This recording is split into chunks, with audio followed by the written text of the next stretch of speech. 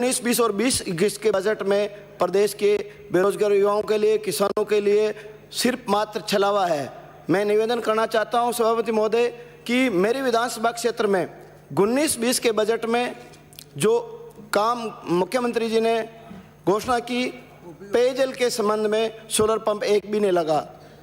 College के लिए माननीय मुख्यमंत्री ने बजट में घोषणा की, लेकिन अभी भी बजट स्वीकृत नहीं हुआ। माननीय सभापति महोदय, मेरे जहाजपुर विधानसभा क्षेत्र में शिक्षा विभाग में अंतर्गत अवगत कराना चाहूँगा कि निरोगी राजस्थान की अवधारणा को धरातल पर उतारने हेतु राज्य सरकार द्वारा सरकार के समय उन्हीं कॉलेजों में भीलवाड़ा जिले में और 7 मेडिकल कॉलेज राजस्थान में सरकार ने खोले हैं, लेकिन पूर्ववर्ती वसुंधरा सरकार के मेडिकल कॉलेजों में ही इन्होंने उसी घोषणा करते हुए जोड़ते हुए नर्सिंग कॉलेज उन्हीं में खोला गया, जो घोषणा है तोती घोषणा है। मैं सभापति महोदय निवेदन करना चाहता हूं कि मेरे विधानसभा क्षेत्र में नेशनल हाईवे 148 जहाजपुर निकल रहा है, भीलवाड़ा जिले से 100 किलोमीटर की दूरी है पड़ता है, वहाँ पर आए दिन एक्सीडेंट होते रहते हैं। तो मैं प्रार्थना करना चाहता हूँ आपके माध्यम से कि ट्रॉमा सेंटर खोला जाए, वहाँ रिक्त पद डॉक्टरों के भरे जाएं।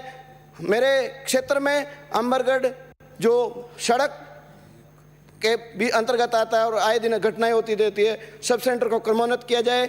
CSC में जहाजपुर में ही PSC में जो PSC स्वीकृत किया गया, लेकिन मैंने पूर्व में जमीन आवंटन हो चुकी है, वहाँ बजट आवंटन किया जाए।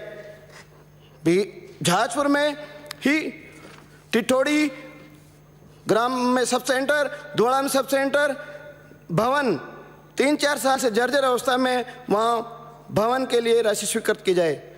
माननीय सभापति महोदय, सार्वजनिक निर्माण विभाग में मेरे वहाँ जहाजपुर विधानसभा क्षेत्र की सबसे महत्वपूर्ण क्षतिग्रस्त सड़क है MDR 56।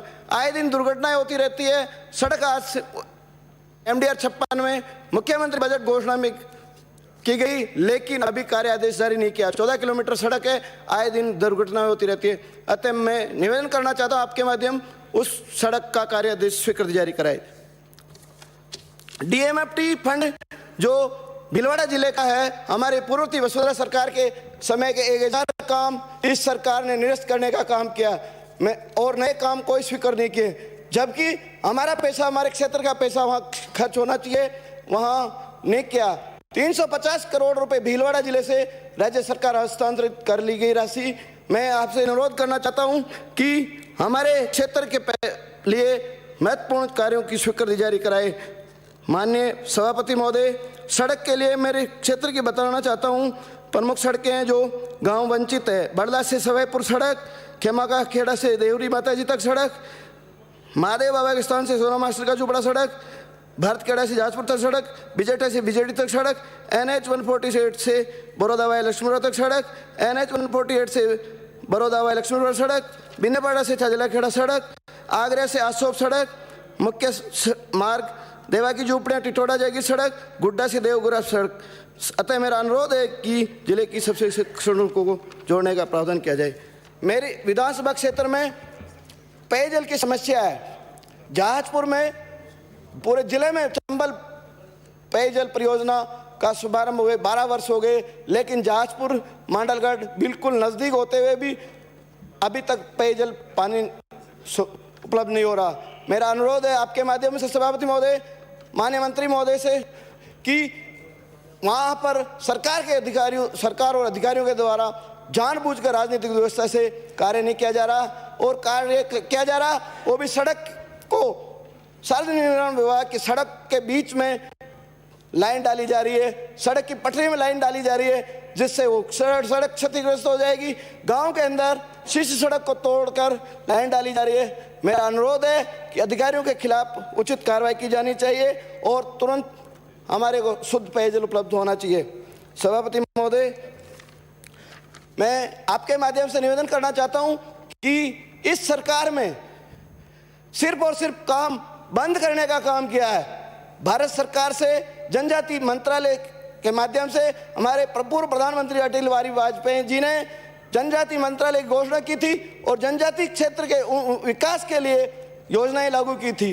लेकिन इस सरकार ने 2 वर्ष पहले सत्ता में आते ही मेरे जहाजपुर का एक आदिम संघ द्वारा संचालित अनुदान, राज्य सरकार व आदिम जनजाति संघ के अनुदान द्वारा संचालित छात्रावास चल रहा था, उस उपखंड मुख्यालय जहाजपुर में 1958 से संचालित था। इस आवासीय छात्रावास को सरकार ने 2 वर्ष पूर्व बंद कर दिया। विद्यालय क्षतिग्रस्त होने के कारण बंद कर दिया गया। अतः मेरा अनुरोध है कि पुनः इस छात्रावास को संचालित किया जाने का आग्रह। माननीय सभापति महोदय, मैं आपसे अनुरोध करना चाहता हूं कि जहाजपुर अपर जिला एवं सेशन न्यायाधीश कोर्ट की स्थापना के समय मेरा अनुरोध है कि जहाजपुर में विगत 3 से अधिक वर्ष से अधिक अपर जिला एवं सेशन न्यायालय शाहपुरा कोर्ट से संचालित हो रहा है। शाहपुरा कोर्ट में 4 प्रकरणों में लगभग 60% प्रकरण जहाजपुर क्षेत्र के हैं तथा कार्य हेतु वांछित प्रकरणों से भी ज्यादा विचाराधीन है। इसलिए जहाजपुर में एडीजे कोर्ट कोस्ताई कोर्ट में प्रतिदिन कराए जाने हेतु उचित बजट राशि जारी करावे। माननीय सभापति महोदय, जहाजपुर में कोटड़ी उपखंड मुख्यालय पर डॉक्टर भीमराव अंबेडकर भवन निर्माण के लिए राशि स्वीकृत की जाए बजट में।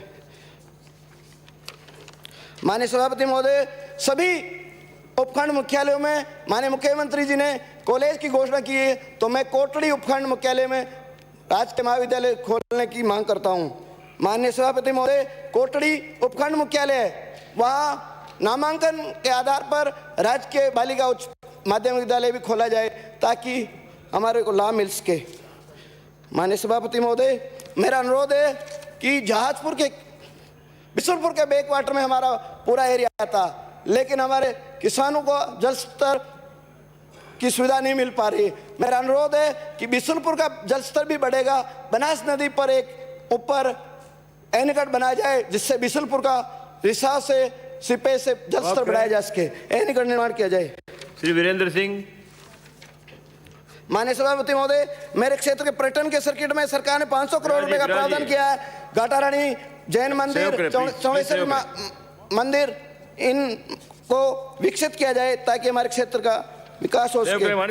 पंचायत राज विभाग की मैं माने 1-2 मेरी समस्याएं निवेदन करना चाहता हूं कि ग्रामीण प्रधानमंत्री आवास योजना के अंतर्गत भारत सरकार से पैसा मिल रहा है, लेकिन राज्य सरकार की हमारे नेताओं की वजह से वहां दुर्भावना से कुछ गांवों को हमारे उस सिस्टम में गांवों को छोड़ रखा। मेरी प्रार्थना है कि उन गांवों को सम्मिलित करते हुए प्रधानमंत्री आवास योजना का लाभ दिलाया जाए।